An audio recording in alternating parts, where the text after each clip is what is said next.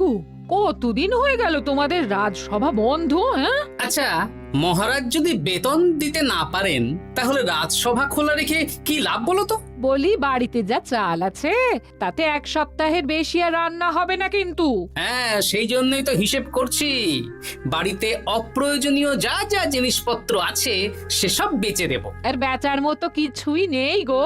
দেখো, তুমি সব সময় আমার পরেই খাও, তাই আমাদের একটা করে থালা বাটি বেচে দিলে তো কোনো সমস্যা নেই গিন্নি। এই তোমার মাথা না কাজ করছে না।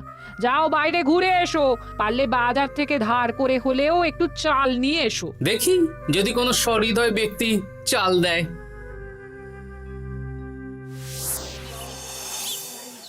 না গোপাল দাদা, বাজারের অবস্থা খুব খারাপ, আর আমি ধারে বিক্রি করছি না। আহা, আরে আমি কোনোদিন তোমার একানাও বাকি রেখেছি বলো?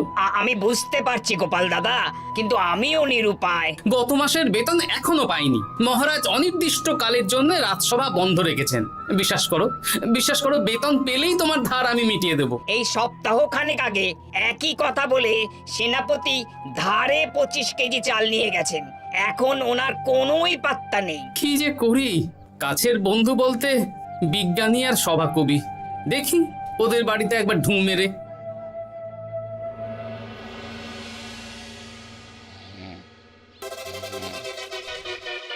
কৃষ্ণনগর কৃষ্ণনগর কৃষ্ণনগর শূন্য।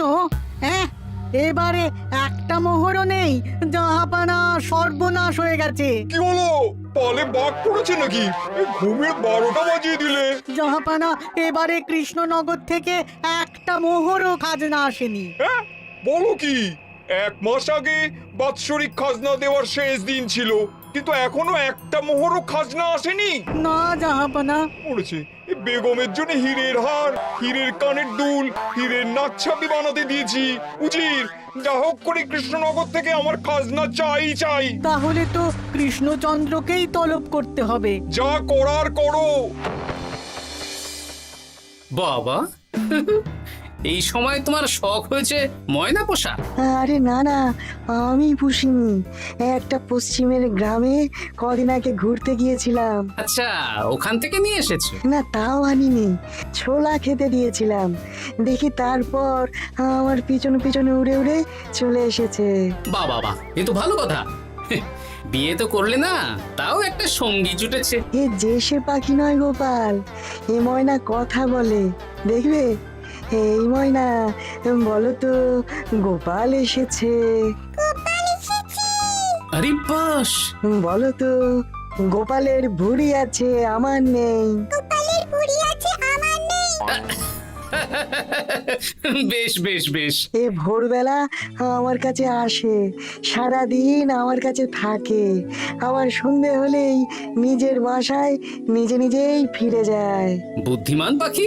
ওই গ্রামে শাখে শাখে ঝাঁকে ঝাঁকে ময়না। বেশ, বুঝলাম। তা বিজ্ঞানী, তোমার কাছে আমি আসলে একটা দরকারে এসেছি।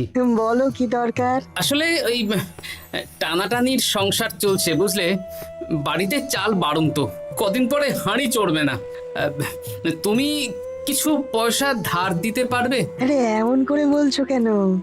আমার তো সংসার নেই, এত খরচও নেই। তুমি বাড়ি যাও, আমি 2 বস্তা চাল পাঠিয়ে দেব। ধন্যবাদ বিজ্ঞানী, তোমার মতো বন্ধু পাওয়া মুশকিল। বন্ধুত্বে এইসব ধন্যবাদ দেওয়ার দরকার নেই, একে অপরের পাশে থাকলেই হলো।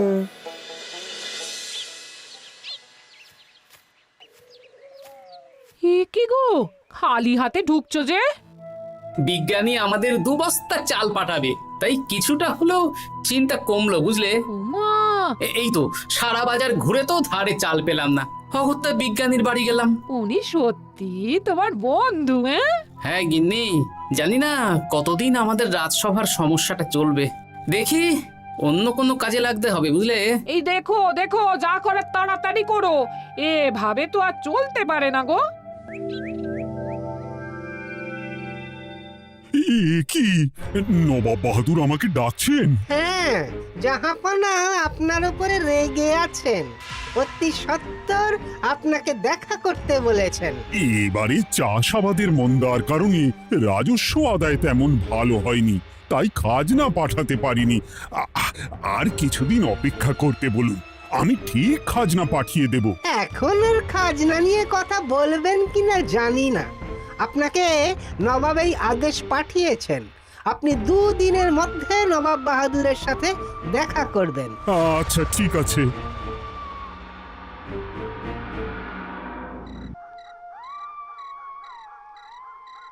মহারাজ, এই বিপদের সময়ে আপনাকে একমাত্র একজনই সাহায্য করতে পারে, আর সে হলো গোপাল। আমি কোন মুখে গোপালকে ডাকবো বলো তো রানী? দীর্ঘদিন ওদের বেতন দিতে পারছি না। গোপাল এরকম স্বার্থপর মানুষই নয় যে নিজের কাজের সময় কাজী আর কাজ ফুরলে বাজি হয়ে যাবে। আপনি একবার বলেই দেখুন না। বেশ, তাহলে আগামীকাল সকালেই গোপালকে ডেকে পাঠাচ্ছি।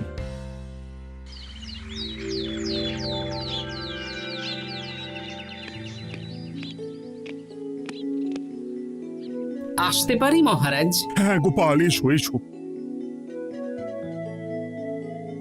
মহারাজ, আমাকে হঠাৎ ডেকে পাঠালেন যে? শোনো, নবাব বাহাদুর বলেছেন ওখানে যেতে হবে, কারণ এবারে কৃষ্ণনগর থেকে কোনো খাজনা পৌঁছয়নি। মহারাজ, আপনি গেলেও বিপদ, না গেলেও বিপদ। হ্যাঁ, সেটাই তো আমাকে সবচেয়ে বেশি ভাবাচ্ছে, কিন্তু না গেলেই যে নয়। তাহলে এক কাজ করি মহারাজ, আমিও বরং আপনার সাথে যাই। যা বিপদ আসবে একসাথে লড়বো। ও গোপাল, তুমি যেন আমার বুক থেকে পাথর নামিয়ে দিলে। তোমাকে যে কি বলে ধন্যবাদ জানাবো। তাহলে কখন বেরোবেন বলুন? আজকে সন্ধ্যের দিকে বেরিয়ে পড়বো, তাহলে কাল সকাল সকাল মুর্শিদাবাদ পৌঁছে যাব। কতদিন থাকতে হবে তো কিছুই জানি না, তাহলে ওই 3-4টে জামা কাপড় ধুতি নিয়ে নেব, কি বলেন? হ্যাঁ হ্যাঁ, তাই নিও। তাহলে সন্ধ্যাবেলা রাজবাড়িতে এসো, একসাথেই বেরিয়ে পড়বো। আচ্ছা মহারাজ। বলি, তোমার কি মুর্শিদাবাদে না গেলেই নয় গো? আমাকে তো যেতেই হবে গিন্নি। জানি নবাব বাহাদুর কিভাবে ছক করে কল করে, তুমি সাবধানে থেকো গো। দেখো, আমি যখন যাচ্ছি তখন নবাব বাহাদুরকে এবার সাবধানে থাকতে হবে। হ্যাঁ, ঠিক আছে, মাথা ঠান্ডা রাখবে, বেশি ওস্তাদি করতে যাবে না। এমনিতেই আমাদের অবস্থা এখন ভালো নয়। আরে তুমি অতিরিক্ত চিন্তা করো না তো গিন্নি। জাহাপনা, কন্যাগুলো কবে আসবে? এখনো 2-3 দিন সময় লাগবে বেগম। এত সময় লাগছে কেন জাহাপনা? দেশের কোণে কোণে খুঁজে সেরা সেরা হিরে দিয়ে বানানো হচ্ছে যে, সময় তো লাগবেই বেগম। তাহলে তো অনেক খরচ হচ্ছে। তাও হচ্ছে বটে, কিন্তু তোমার জন্য আমি সব করতে পারি। আমাদের মুর্শিদাবাদের হীরালালের হাতের কাজ দেশের সেরা। আপনি সত্যি আমাকে ভালোবাসেন, আমার জন্য এত খরচ করে গয়না বানিয়ে দিচ্ছেন। তুমি খরচ নিয়ে এত চিন্তা করো না। কৃষ্ণনগর থেকে এই বছর ভালো খাজনা প্রাপ্য ছিল, কিন্তু এখনো একটা কানাকড়িও আসেনি। তাহলে আপনার গয়না বানাতে যা খরচ হবে সব আপনার সিন্দুক থেকে দিয়ে দেবেন। না না না, কৃষ্ণনগর থেকেই আদায় করব, ওকে তলব করেছি। আচ্ছা, সহিস, গাড়ি ছাড়ো। যথাজ্ঞা মহারাজ। এই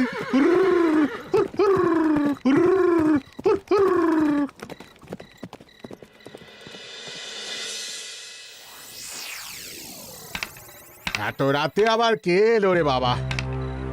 খুলছি।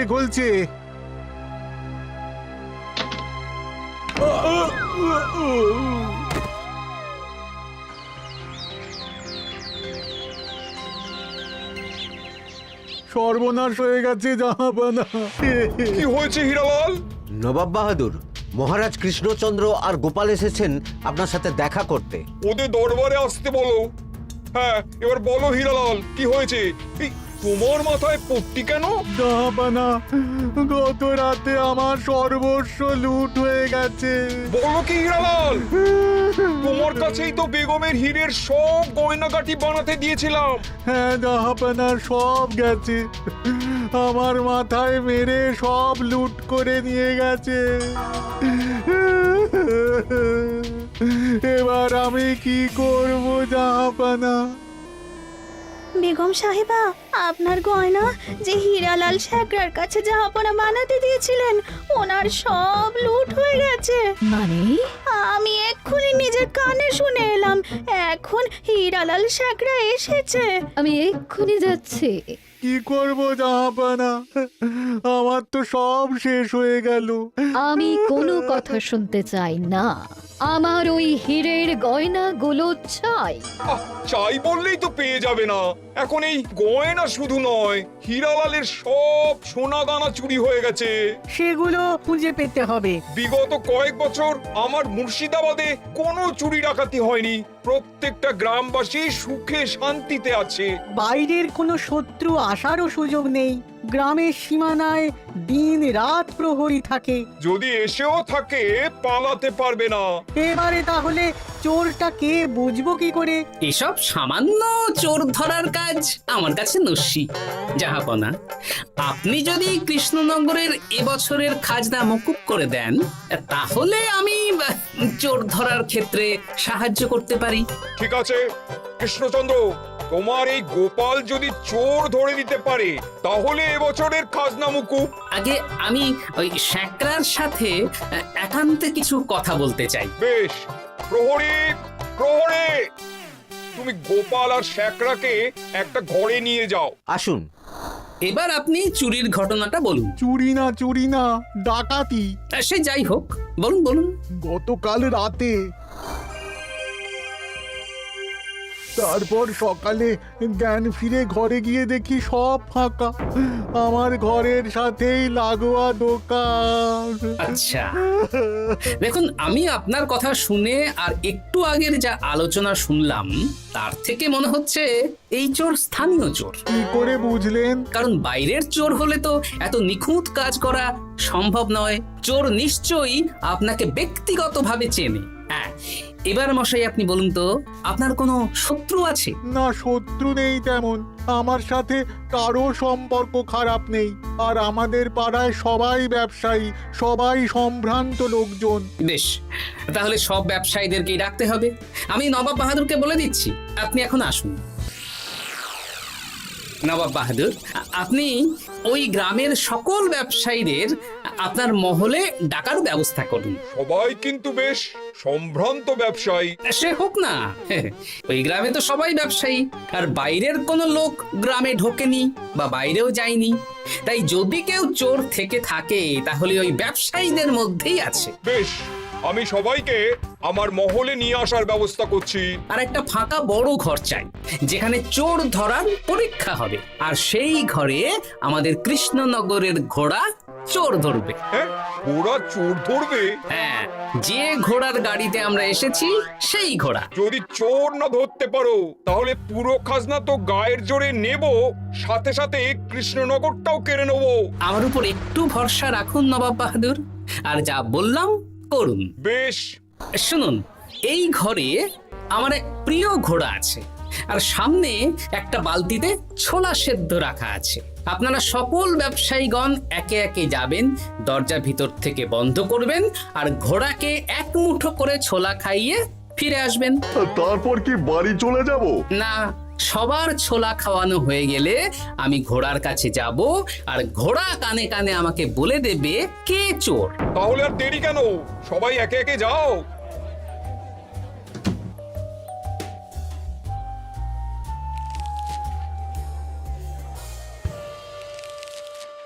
কি করি যদি ঘোড়া সত্যি সত্যি বুঝে যায়? ছোলা খাওয়াবোই না। ব্যাস, ছোলা খাওয়ানো হয়ে গেল। এবার এবার গোপাল বলো তো কে চোর? দাঁড়ান, ঘোড়ার মুখের কথা শুনে আসি। আমি বলে দিচ্ছি জাহাপানা, গোপাল এসব মশকরা করছে, সব মশকরা। ঘোড়া বলে দিয়েছে কে চোর। বলো গোপাল, কে চোর? তার আগে সকল ব্যবসায়ীর হাত দেখে আমি পরীক্ষা করতে চাই। সে দেখো, কিন্তু বলো কে চোর? দেখি দেখি, না, দেখি আপনারটা। না, আপনিও না। না, আপনিও না। একি মশাই, চুরিটা তো আপনিই করেছেন, আপনিই চোর। কি উল্টো পাল্টা কথা বলছেন? আমি চুরি করিনি। হ্যাঁ, আপনিই চুরি করেছেন, তাই ভয়ে ঘোড়াকে ছোলা খাওয়াননি। কারণ আমি ছোলার মধ্যে রান্নার হলুদ গুঁড়ো মিশিয়ে রেখেছিলাম, তাই যারা যারা ঘোড়াকে ছোলা খাইয়েছেন সবার হাতেই হলুদ রং লেগে আছে। শুধু ওর হাতে নেই। ভাই, শেষে তুই? তোর মনে মনে এত হিংসা? ভাই মানে? আরে ও তো আমার খুড়তো ভাই পান্নালাল, ওরও সোনা গয়নার ব্যবসা। ব্যাস, এবার তাহলে বলেই দিন পুরো ব্যাপারটা, কারণ এখান থেকে পালানোর কোনো পথ নেই।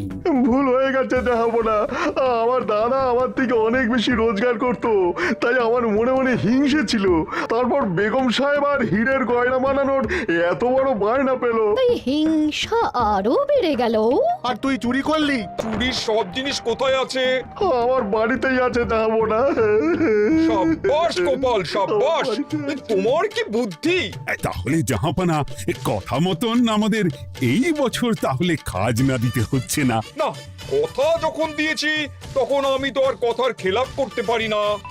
আচ্ছা গোপাল, তোমার তো এত বুদ্ধি, আমার একটা শখ পূরণ করতে পারবে? কি শখ বলুন নবাব বাহাদুর। আমার অনেক দিনের ইচ্ছে একটা হাওয়া মহল বানাবো, কিন্তু ঘরামি রাজমিস্ত্রি কেউই বানাতে পারবে না বলছে।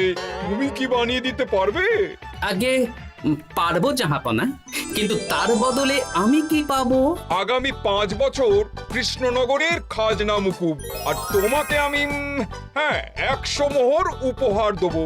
বেশ, তাহলে আপনি আমাকে দিন 7 সময় দিন, আর 7 দিন পরে আমার বাড়ির সামনে চলে আসুন। হাওয়া মহল বানিয়ে রাখবো, আপনি নিয়ে যাবেন। বেশ, তাহলে 7 দিন পরে কৃষ্ণনগরে দেখা হচ্ছে। যদি না বানাতে পারো তাহলে কিন্তু আগামী 5 বছর কৃষ্ণনগরকে দ্বিগুণ খাজনা দিতে হবে, এই আমি বলে দিলাম। বেশ, রাজি।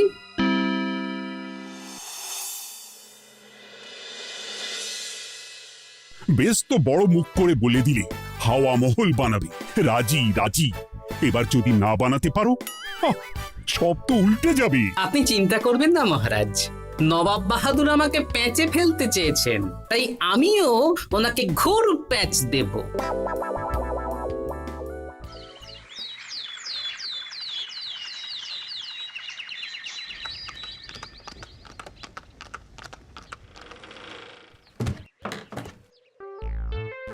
কি গোপাল, আরে কোথায় আমার হাওয়া মহল?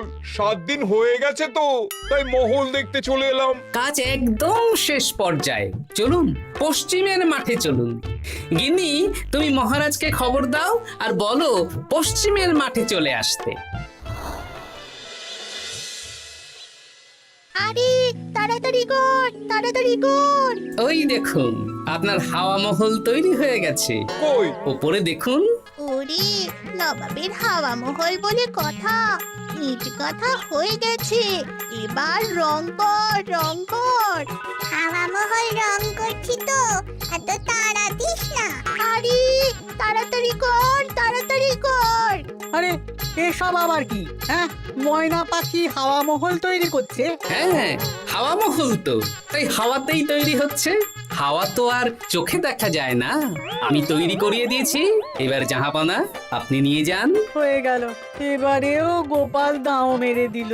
মানে আমি কি করে? সে তো জানি না জাহাপনা, আপনি বলেছিলেন হাওয়া মহল বানিয়ে দিতে হবে, আর আমি আপনার আবদার পূরণ করেছি। এখন আগামী 5 বছর আমরা খাজনা মুক্ত। সাব্বাস গোপাল। ওরে, রংটা ভালো করে কর, ভালো করে কর। নবাবের হাওয়া মহল। গোপাল, তুমি সত্যিই বুদ্ধিমান, তোমার বুদ্ধির জবাব নেই। শোনো, আগামী 5 বছর কৃষ্ণনগরের খাজনা মুকুব, আর এই নাও তোমার 100 মোহর উপহার। এবার বলো, তুমি এই অসম্ভবকে সম্ভব করলে কি করে? আমি বুঝতেই পেরেছিলাম, আপনার মুর্শিদাবাদের চোর ধরার পরে আপনি আমাকে যখন হাওয়া মহল বানাতে বললেন, তখন নিশ্চয়ই কোনো উদ্দেশ্য আছে। কারণ আপনি তো মন থেকে চাননি যে খাজনা না দিয়ে আমরা মুক্তি পাই। তাই গোপাল এই চালটা চাললো। যদিও আমি গোপালকে একটু সাহায্য করেছি। কিরকম সাহায্য? কদিন আগে আমি বিজ্ঞানীর ঘরে গিয়ে দেখি একটা ময়না হুবহু মানুষের মতন কথা বলছে। আর বিজ্ঞানী বলল এরকম অনেক ময়না পাখি আছে। ব্যাস, এই এক সপ্তাহ ধরে আমি ময়নাগুলোকে বিভিন্ন বুলি শেখালাম, আর ওরা সেগুলোই বলে চলেছে। নয়, হ্যাঁ। ওরে, রংটা ভালো করে কর, ভালো করে কর, নবাবের হাওয়া মহল। মহারাজ, 100 মোহর আপনি রাখুন। আমাদের সব সভাসদদের এই মোহর থেকেই আপাতত বেতন দিয়ে রাজসভা শুরু করুন। ধন্যবাদ গোপাল, তোমাকে আমার সভাসদ পেয়ে আমরা সবাই ধন্য। আর বিজ্ঞানীকেও। হাসির রাজা, জ্ঞানের রাজা, রসিক রাজা।